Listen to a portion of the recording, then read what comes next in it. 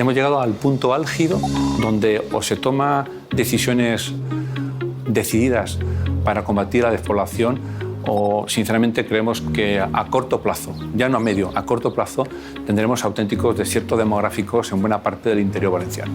Pensem que hem estat mirant cap a un altre lloc i ara estem focalitzant tots els esforços, o una gran majoria d'esforços, per a aquest món rural que ha sigut el gran oblidat durant moltíssim temps. El territorio, el espacio, es prescindible, porque el capitalismo juega a la concentración. ¿Quién va a contribuir a mantener las temperaturas donde se tienen que mantener?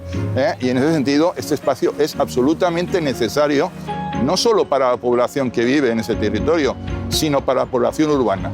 Y lo que hace falta es que la población urbana reconozca el papel que están desempeñando esta población rural. Aquí la mayoría de la población es una media de entre 75 y 80 años. Y es a lo mejor de las 80 personas que vivimos, aproximadamente serán unas 40 o 50 personas de mayor. Es decir, que por eso mismo la población aún todavía, en cuestión de unos años, pues será más mermada, por supuesto.